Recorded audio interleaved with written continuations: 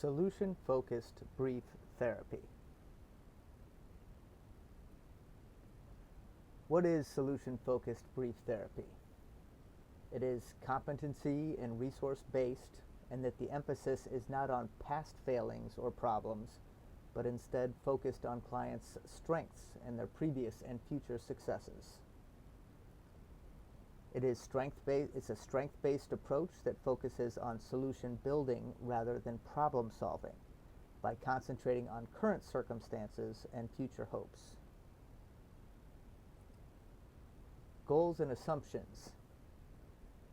Solution-focused brief therapy tries to find alternatives to current undesired patterns of behavior, cognition, and interaction.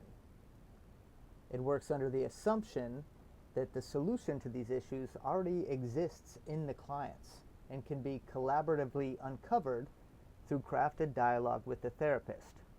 And this crafted dialogue assumes that the client is the expert in their own life.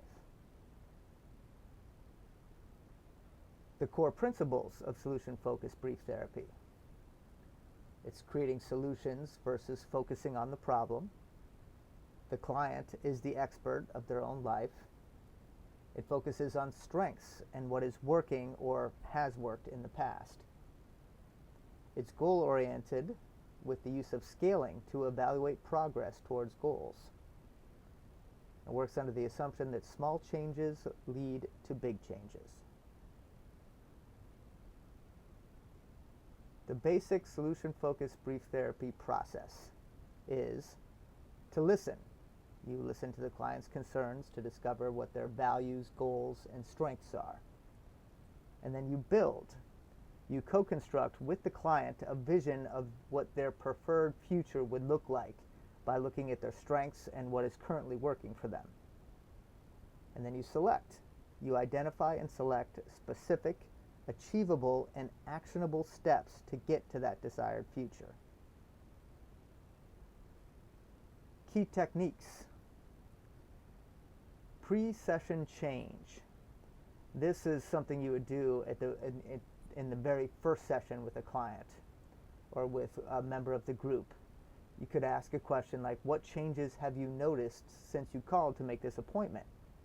A question like that could possibly empower the client if they have already started to improve things and give you an insight into what issue they're dealing with and some of their strengths to help solve that issue. Solution-focused goals. It's important to set clear, specific, and attainable goals. And by attainable goals, like a goal that you can attain without initiation from another person. They don't have to rely on someone on the outside to attain these goals. And it's important to frame the goals as having a presence of a solution rather than just the absence of a problem. You can use the miracle question. What would life look like if you woke up tomorrow and your problem or issue was gone? This can give you an insight into what they hope to achieve, what their goals are, and how they would feel with those if that happened. More key techniques. You could use scaling questions. For example, on a scale of 0 to 10, where would you say you are right now? And where do you want to get to? Like, it could be something like with anxiety. These are good to visit to track progress.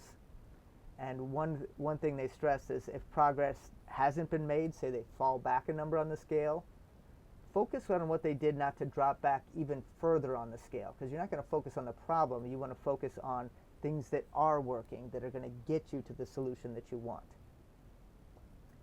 Coping questions.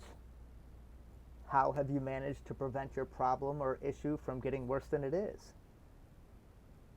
The exception question. When has this not been a problem or issue for you? What was going on then? This helps seek possible solutions. Another key technique that Corman, 2011, suggests is taking a break.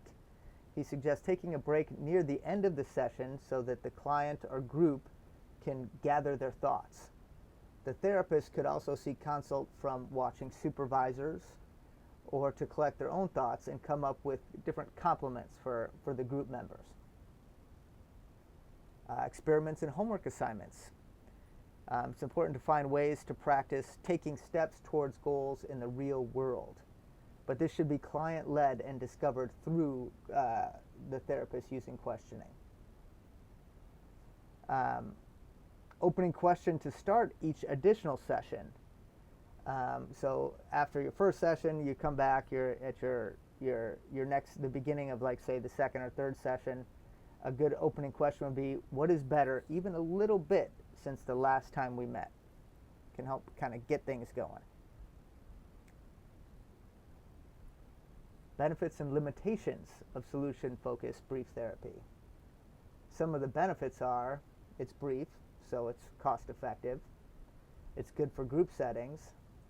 It doesn't spend time digging into old wounds, which is good for people with specific goals that they just need a little bit of help reaching. But some of the limitations may be that it doesn't address deep trauma or more complex problems that could be stemming from the past. Because we're not focusing on problems, we're not focusing on the past, we're focusing on the current situation and the future and solutions with solution-focused brief therapy. It is good for adolescents and school-age children because it doesn't place blame. It's hope and strength-based, which is good for their self-esteem, which is often a big issue for school-age children.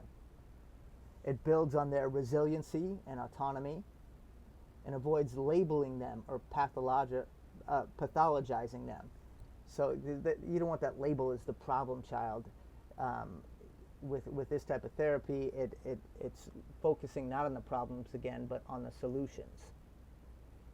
Because it's brief and it's complementary, a lot of quick wins help improve the engagement.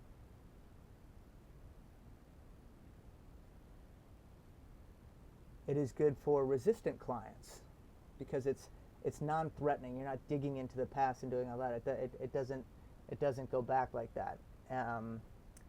Essentially, the client is steering the ship as well, because it's led by the client. So, and the general structure is non-confrontational because you're focusing on solutions and not problems.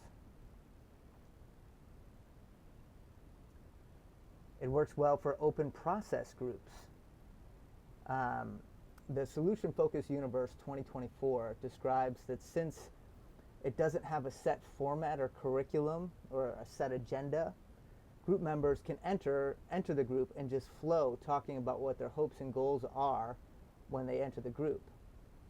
Different members can model the process for new members, and they can bounce off ideas of strengths they see in others and help other members get more specific.